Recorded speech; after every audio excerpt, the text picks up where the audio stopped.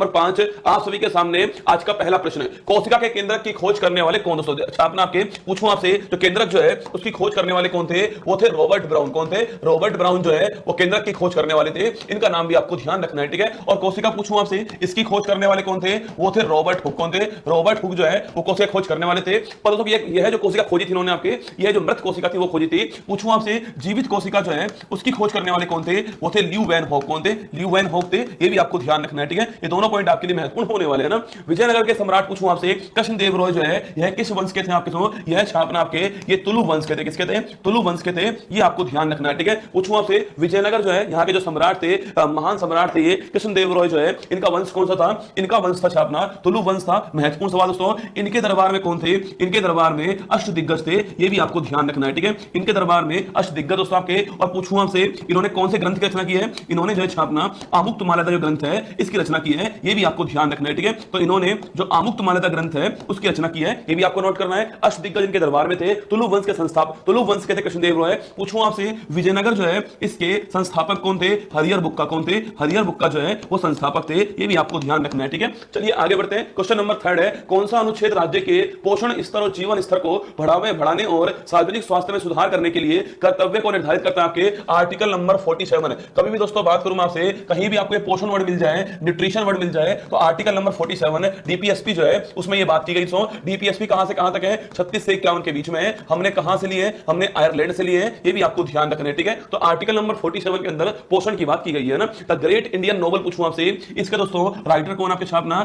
इसके राइटर कौन? आपके शशि थरूर भाई साहब जो हैं, ये इसके राइटर हैं। इनकी एक बुक और लिख लीजिए आप, एन इरा ऑफ डार्कनेस। क्या है? एन इरा ऑफ डार्कनेस जो है यह भी इन्हीं की पुस्तक है ना। The great Indian novel Shashi Tharoor साहब की पुस्तक है। एन इरा ऑफ डार्कनेस पूछूं आपसे, ये भी इनकी दोस्तों पुस्तक है। द ग्रेट इंडियन नोबल जो आपके वो जो महाकाव्य हमारा जो महाभारत जो है उसके ऊपर है। ये भी आपको ध्यान रखना है, ठीक है। किस वर्ष में राष्ट्रीय मानवाधिकार आयोग जो है इसका निर्माण किया गया? ठीक है। पूछूं आपसे, राष्ट्रीय मानवाधिकार आयोग नेशनल ह्यूमन राइट्स कमीशन जो है इसका निर्माण छापना 1993 के अधिनियम से किया गया था। ये भी आपको ध्यान रखना है, ठीक है। यह दोस्तों क्या है? यह एक आपके छापना, यह एक विधिक संस्था है, लीगल बॉडी है। यह भी आपको नोट करना है, ठीक है। अगर पूछूं आपसे, इसकी स्थापना किस कमेटी की दोस्तों रिकमेंडेशन पे होती है? जो इसके पहले अध्यक्ष थे ना, जो इसके पहले अध्यक्ष थे, आपको बताना है कि इसके पहले अध्यक्ष कौन थे और वही कमेटी है। कौन सी है? वही कमेटी है। ये दोनों क्वेश्चन आपको छापने, ठीक है। अगर पूछूं आपसे, वर्तमान अध्यक्ष कौन है इसके? जस्टिस अरुण मिश्रा जो है वो इसके वर्तमान अध्यक्ष है। इसकी दोस्तों एक खराब बात यह है कि यह संस्था जो है किसी को भी आपके पनिशमेंट नहीं दे सकती। आपके केवल दोस्तों आपके ऐसा बाघ है, ऐसा शेर है जिसके मुंह में दांत नहीं है, वो दंतहीन बाघ कहते हैं। क्या बोलते हैं इसको? दंतहीन बाघ कहा गया है। इसी के हेड के द्वारा छापना दंतहीन बाघ कहा गया है। कहने वाले कौन थे? एचएल दत्तू साहब थे। ये इसके हेड रह चुके हैं। इन्होंने इसको दंतहीन बाघ कहा है। और विधिक संस्था है जिसका उल्लेख किसी अधिनियम से हुआ है, संसद के एक्ट से हुआ है, उसे बोलते हैं लीगल बॉडी। जिसका उल्लेख संविधान किसी आर्टिकल के अंदर है उसको हम लोग बोलते हैं कॉन्स्टिट्यूशन बॉडी। आपको जैसे वित्त आयोग जो है कॉन्स्टिट्यूशन बॉडी है, ठीक है। खालिस्तान द्वारा गारंटीगत अधिकारों के अलावा मौलिक अधिकारों को राष्ट्रीय आपातकाल के संचालन के दौरान निलंबित कर सकते हो। सबके दो मौलिक अधिकार ऐसे हैं जिनका जो आर्टिकल 352 जो है इसके तहत छापना, इसके तहत दोस्तों आपके मौलिक अधिकार जो है उनका निलंबन संभव है। पर केवल दो इसके अपवाद हैं। दो मौलिक अधिकार ऐसे हैं जिनका निलंबन नहीं हो सकता चाहे कोई सा भी आपातकाल लग जाए। और वो मौलिक अधिकार कौन सा? आपके आर्टिकल नंबर 20 और आर्टिकल नंबर 21, ठीक है। बड़ा महत्वपूर्ण सवाल है। आर्टिकल नंबर 20 और आर्टिकल नंबर 21 जो है इनका दोस्तों निलंबन नहीं होगा चाहे आपके राष्ट्रीय आपातकाल लग जाए, चाहे आर्टिकल 352 आप पे अप्लाई हो जाए। पर ये दोनों पॉइंट जो है छापना, ये दोनों पॉइंट जो है आर्टिकल 20 और 21 जो है इनका आपको ध्यान रखना है। इन दोनों का सस्पेंशन, इन दोनों का निलंबन नहीं होगा। ये आपको नोट करना है, ठीक है। अब देखिए दोस्तों, आर्टिकल 352 की बात करूं आपसे, इसको लागू करने के 3 आधार होते हैं, ठीक है। इसको लागू करने के 3 आधार होते हैं। आपके मूल संविधान में भी 3 ही आधार थे, वर्तमान में भी 3 ही आधार है। पर दोस्तों एक अधिकार जो आपके, एक आपके इसमें जो आधार है वो चेंज हो गया, ठीक है। पहले भी 3 थे, अब भी 3 है ना। पहले भी 3, अब भी 3 थे। सो पहले जो 3 आधार थे वो कौन थे? आपके अशांति, आंतरिक अशांति, इसके अलावा युद्ध और बाह्य आक्रमण जो है, ये 3 इसके आधार थे, ठीक है। अभी भी दोस्तों कौन सा आधार है आपके? अभी भी देखिएगा बाह्य आक्रमण अभी भी है, युद्ध अभी भी है, पर इसके स्थान पर अब जो है एक नया आधार आ चुका है और वो है सशस्त्र विद्रोह। ये आपको नोट करना है, ठीक है। और यह चेंज पूछा आपसे किससे हुआ था? यह चेंज जो है 44 कॉन्स्टिट्यूशन अमेंडमेंट 1978 जो है इसके द्वारा किया गया था। ये भी आपको नोट करना है, ठीक है। तो वर्तमान में आर्टिकल 352 अगर लगाना है तो उसके 3 आधार है। कौन कौन से? आपके सशस्त्र विद्रोह है, युद्ध है, बाह्य आक्रमण है। ये आपको ध्यान रखना है, ठीक है। और दोस्तों अगर पूछूं आपसे, आर्टिकल 352 जो है अगर पूछा आपसे अब तक दोस्तों भारत के इतिहास में कितनी बार लागू हुआ है? यह 3 बार लागू हुआ है। ये भी आपको ध्यान रखना है, ठीक है। चलिए आगे बढ़ते हैं। नेक्स्ट क्वेश्चन आपके सामने जो है वो हमारा ये है, अभिनव बिंद्रा ने किस ओलंपिक में पुरुषों की 10 मीटर एयर राइफल निशानेबाजी जो है उसमें गोल्ड जीता है, ठीक है। भारत के लिए पहला क्या है?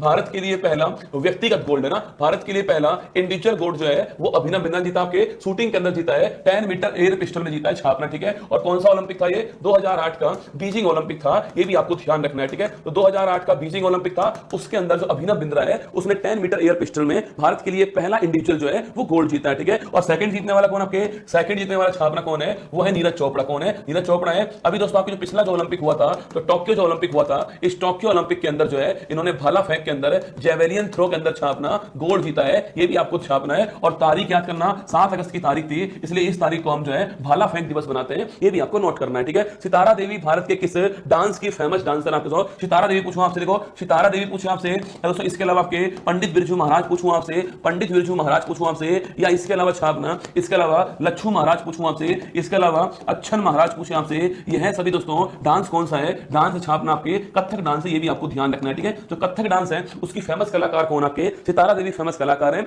इसके अलावा पंडित बिरजू महाराज, लच्छू महाराज, अच्छन महाराज जो है ये भी इसके फेमस कलाकार है, ठीक है। चलिए नेक्स्ट क्वेश्चन आपके सामने, किसने प्रसिद्ध शब्द one cast one religion one God for all man? बड़ा महत्वपूर्ण सवाल है, ये सारे सवाल महत्वपूर्ण आपके एग्जाम के लिए ना। किसने प्रसिद्ध शब्द वन कास्ट मतलब एक कास्ट एक जाति होगी, वन रिलीजन एक धर्म होगा, वन गॉड एक भगवान होगा, फॉर ऑल मैन सभी के लिए जो है, सभी लोगों के लिए एक जाति एक धर्म एक भगवान जो सो, ये कहने वाले कौन थे आपके? ये कहने वाले कौन थे? साउथ के अंदर थे श्री नारायण गुरु जो है वो कहने वाले, इनका नाम भी आपको ध्यान रखना है, ठीक है। तो one cast one religion one God for all man, ये कहने वाले कौन थे? नारायण गुरु है ना, साउथ में थे ये, ठीक है। भारतीय संविधान के अनुच्छेद 50 में पूछा आपसे किस दोस्तों किस बारे में उल्लेख छापना? आर्टिकल नंबर 50 पूछूं आपसे, आर्टिकल नंबर 50 छापना। इसमें जो कार्यपालिका जो है, इसका जो न्यायपालिका जो है, एग्जीक्यूटिव को जुडिशरी जो है इससे अलग करना, पृथक करना इसका अर्थ है, ये भी आपको छापना है, ठीक है। कार्यपालिका को न्यायपालिका जो है इससे सेपरेट करना, ये किसका उद्देश्य है? ये आर्टिकल 50 का उद्देश्य है। एग्जीक्यूटिव को जुडिशरी जो है इससे पृथक करना उद्देश्य किसका है? आर्टिकल 50 का है। डीपीएसपी दोस्तों इसका हिस्सा है। और जो आर्टिकल 51 छापना, ये हमारे जो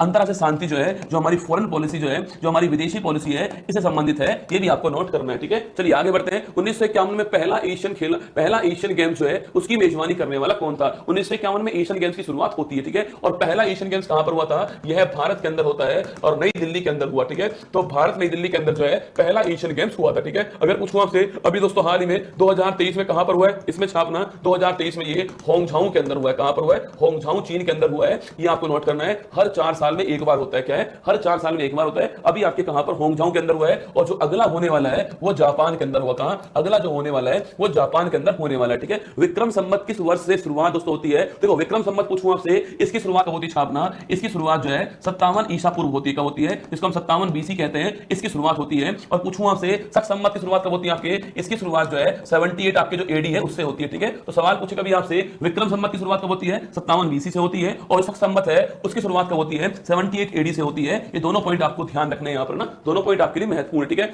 पद्मा सुब्रमण्यम किस डांस की फेमस कलाकार आपके? पद्मा सुब्रमण्यम पूछूं आपसे, यह डांस कौन सा है? भरतनाट्यम डांस जो है इसकी फेमस कलाकार है। और अभी हाल ही में इनको भारत का second highest award Padma Vibhushan जो है वो भी प्राप्त हुआ है, ये भी आपको ध्यान रखना है, ठीक है। तो पद्मा सुब्रमण्यम पूछूं आपसे भरतनाट्यम डांस की फेमस कलाकार, ठीक है। अगर पूछूं आपसे इस डांस को किस नाम से जानते हैं? इस डांस को छापना आप लोग जो है सादी रट्टम, किससे जानते हैं? सादी रट्टम जो डांस है इससे जानते हो आप लोग। अगर पूछूं आपसे राज्य कौन सा हो गया? यह है तमिलनाडु का डांस है। और यह भारत का सबसे प्राचीन क्या है? सबसे प्राचीन क्लासिकल डांस है। 8 जो क्लासिकल डांस हमारे पास में है उसमें सबसे प्राचीन डांस कौन सा है? वो भरतनाट्यम डांस है। इसके दोस्तों आपको इसके फेमस कलाकार कौन आपके? एक तो रुक्मणी देवी अरुंडेल छापना, ये बहुत महत्वपूर्ण नाम है, ये इसकी फेमस कलाकार रही है, ठीक है। इसके अलावा पूछूं आपसे, इसके अलावा दोस्तों बैजंती माला जो है यह भी फेमस कलाकार है, इसकी नोट करना, ठीक है। इसके अलावा यामिनी कृष्णमूर्ति जो है, यामिनी कृष्णमूर्ति छापना, यह भी फेमस कलाकार है। यह एक तो भरतनाट्यम डांस की और एक कुचिपुड़ी डांस जो है उसकी फेमस कलाकार है। इनकी दोस्तों ऑटोबायोग्राफी एक बार एग्जाम में आई है, द पैशन ऑफ डांस। क्या है? ए पैशन ऑफ डांस जो है, ए पैशन ऑफ डांस जो है ये इनकी ऑटोबायोग्राफी है। यह भी सवाल पूछा गया है एग्जाम के अंदर, ठीक है। तो मैंने पूछा आपसे रुक्मणी देवी अरुंडेल, वैजंती माला, यामिनी कृष्णमूर्ति और आपके पद्मा सुब्रमण्यम जो है, ये चारों फेमस कलाकार किसकी है? भरतनाट्यम डांस की है। और ये डांस तमिलनाडु के अंदर होता है, सादी रट्टम भी कहते हैं इसको, ये आपको ध्यान रखना है, ठीक है। भारतीय संविधान में समवर्ती सूची की अवधारणा किस देश के संविधान से ली गई? आपको समवर्ती सूची पूछूं आपसे, कौन कर 3 लिस्ट होती है ना, एक होती है आपके यूनियन लिस्ट, कौन सी होती है? एक होती है यूनियन लिस्ट, एक होती है कॉन्करेंट लिस्ट, एक होती है आपकी स्टेट लिस्ट। सवाल पूछ रहा है जो कॉन्करेंट लिस्ट है आपके वो कहां से ली हमने? वो हमने लिए छापना ऑस्ट्रेलिया जो है यहां से हमने लिए है, ये भी आपको ध्यान रखना है, ठीक है। तो कॉन्करेंट लिस्ट जो है वो हमने ऑस्ट्रेलिया जो देश हमारा वहां से प्राप्त की है, ये आपको ध्यान रखना है, ठीक है। और जो पूछूं आपसे 5 विषय जो स्टेट लिस्ट निकल आपके स्टेट लिस्ट से कॉन्करेंट लिस्ट में शामिल हो गए, वो 5 विषय कौन थे आपके छापना? एक तो वन था, वन्य जीव था आपके, वन्य जीव था, एजुकेशन शिक्षा था आपके, माप तोल था और जनसंख्या थी, है ना। तो ये 5 विषय जो है, ये 5 विषय जो है हैं वो स्टेट लिस्ट से निकल कर आपके कॉन्करेंट लिस्ट में शामिल होते हैं। शामिल किससे होते हैं? 42वां संविधान संशोधन 1976 जो है इससे शामिल हुए थे। ये भी आपको नोट करना है, ठीक है। कभी सवाल पूछ ले आपसे कि भाई स्टेट लिस्ट से निकल करके 5 कौन से विषय हैं जो संवर्धित सूची में शामिल होते हैं? वन, वन्यजीव, शिक्षा, मापतोल, जनसंख्या, ये 5 विषय, ठीक है। और 42वां अमेंडमेंट है, ये भी आपको ध्यान रखना है 1976 का ना। आगे देखिएगा, पश्चिम बंगाल में ओश, अमन और बोरो शब्द पूछूं आपसे किस फसल के लिए? महत्वपूर्ण सवाल है। ओश, अमन और बोरो पूछे आपसे, यह दोस्तों आपकी यह है पश्चिम बंगाल में जो चावल जो है ना, जो राइस जो है उसकी 3 फसलें होती हैं एक साल के अंदर, ठीक है। पश्चिम बंगाल जो है वहां जो राइस जो होता है, जो चावल जो होता है, इसकी एक साल में 3 फसलें होती है। उन तीनों का नाम क्या है? ओस है, अमन है दोस्तों आपके बोरो है, ठीक है। बोरो आपके ग्रीष्मकालीन बोरो होती है आपके, ओस आपके सर्दी के अंदर होती है और अमन आपके मानसून के अंदर है। तीन तरह की आपकी फसलें होती हैं चावल की पश्चिम बंगाल के अंदर, ठीक है। भारतीय संविधान के अनुच्छेद 18 के अनुसार राज्य द्वारा किस प्रकार की उपाधि जो है वो प्रदान कर सकता है? देखो आर्टिकल 18 में लिखा हुआ है उपाधियों का अंत, किसका? आपके उपाधियों का जो अंत है आपके आपके पूछे आपसे एनिहिलेशन ऑफ क्या है? एनिहिलेशन ऑफ आपके टाइटल जो है उपाधियों का जो अंत है उसका यहां पर जिक्र हुआ है, ठीक है सर। टाइटल जो है इसका जिक्र हुआ है, ठीक है। देखो टाइटल्स का जिक्र हुआ है, ठीक है। ये भारत रत्न हो गया, पद्म विभूषण है, ये इसमें शामिल नहीं होंगे। टाइटल्स की यहां पर जिक्र किया गया है कि आप जैसे महाराजा धीराज जो है ये टाइटल्स था, तो इसका यूज आप नहीं कर पाओगे। पर दोस्तों इसमें अपवाद कौन है? इसमें अपवाद छापना, एक तो सैन्य अपवाद हो गया, इसमें सेना अपवाद इसके अंदर, और एक जो विद्या है वो इसमें अपवाद है। तो इन 2 सेक्टर के अंदर जो है आप कर सकते हो टाइटल्स ले सकते हो, किसके अंदर? सेना के अंदर और विद्या के अंदर। ये आपको ध्यान रखना है, ठीक है। तो पूछूं आपसे, ये 2 उपाधि जो है इनको प्रदान कर सकते हैं, सेना और विद्या। बाकी सारी उपाधियों का अंत जो है वो आर्टिकल नंबर 18 के अंदर किया गया है। गुप्त काल के एक दरबारी कवि हरिशेन ने अपने संरक्षक के सैन्य कारनामों का एक शानदार विवरण लिखा। उसका संरक्षण कौन? पहली बात सुनो, हरिशेन जो है आपके, हरिशेन जो है इनका पूछूं आपसे, इनका जो आपके कार्य था उसे किस नाम से जानते हो? हरिशेन छापना आपके, ये किसके दरबार में थे? यह जो आपके समुद्रगुप्त जो है इनके दरबार में थे। इनको आप जानते होंगे सो वीणा वादक थे। कौन थे? वीणा वादक थे। इनको भारत का नेपोलियन क्या बोलते हैं? इन्हें भारत का नेपोलियन कहते हैं, ये भी आपको याद होगा, ठीक है। तो इन्हें भारत का नेपोलियन कहते हैं, वीणा वादक थे ये 2 पॉइंट आपको इनके बारे में छापने हैं। और इन्होंने दोस्तों आपके हरिसेन के द्वारा प्रयाग प्रशस्ति जो है इसको लिखवाया था, ये भी आपको नोट करना है, महत्वपूर्ण सवाल है, ठीक है। तो प्रयाग प्रशस्ति लिखने वाले हरिसेन थे ना, और ये हरिसेन दरबार में किसके थे? आपके समुद्रगुप्त के दरबार में थे। इसी प्रकार आपके बाणभट्ट थे। कौन सा? आपके इसी प्रकार बाणभट्ट थे। और दरबार किसका था? आपके दरबार था छापना आपके हर्षवर्धन दरबार था, और इनके द्वारा लिखा गया कौन सा? आपके वो छापना कादम्बरी जो है वो लिखा इन्होंने, ये भी आपको ध्यान रखना है, ठीक है। कादम्बरी है, हर्षचरित्र है, ये लिखने वाले थे ना। भारतीय संविधान के इस आर्टिकल में वित्त आयोग की स्थापना करके फाइनेंस कमीशन पूछूं आपसे, आर्टिकल नंबर 280 छापना आपके फाइनेंस कमीशन संबंधित है। और दोस्तों इसके अंदर छापना जो पहला वित्त आयोग बना था वो केसी नियोगी साहब जो है। आपके कार्ट में है ₹75, क्योंकि ग्लो रोड के पहले ऑर्डर पर मिलेगा ये प्राइस डाउन।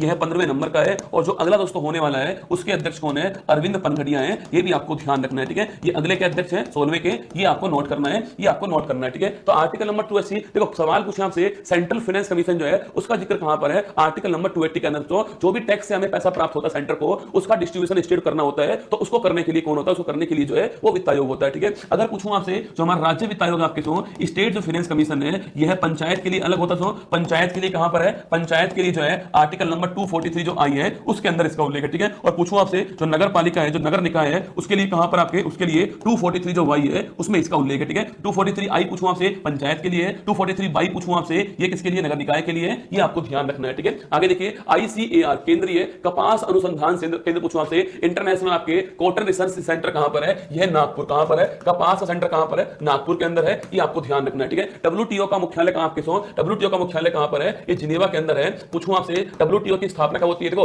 पहले दोस्तों इसका नाम GATT था ना, journal agreement trade and tariff जो है ये इसका पहले नाम था। फिर दोस्तों आपके 1 जनवरी 1995 को छापना इसका नाम हो गया आपके WTO वर्ल्ड ट्रेड ऑर्गेनाइजेशन का नाम हो चुका है। इसका मुख्यालय जिनेवा आपके मुख्यालय हो चुका है। 164 इसमें मेंबर है। और नागोजी ओंकाजाइवेला छापना, नागोजी ओंकाजाइवेला जो है वो इसकी पहली महिला हेड है, ये आपको ध्यान रखना है। भारत भी इसका मेंबर, ठीक है। मौर्य सम्राट अशोक ने कलिंग पर विजय प्राप्त की, जिसे वर्तमान में किस नाम से? कलिंग पूछूं आपसे याद कीजिए सम्राट अशोक का 13वां शिलालेख जो है उसमें यह जिक्र किया गया है, कलिंग विजय का जिक्र वहां पर किया गया है, ठीक है। और कलिंग छापना वर्तमान में कलिंग कौन? आपके जो ओडिशा जो है वही कलिंग है, इसका प्रोनाम कलिंग था, ये आपको नोट करना है, ठीक है। तो वर्तमान का जो ओडिशा है वही पहले का कलिंग था, और 13वां शिलालेख जो है उसमें इसके बारे में उल्लेख किया गया है, ठीक है। आगे देखिए, तो ये हमारा आज आपके सामने जो है मेधान सीरीज का 5वां एपिसोड जो है वो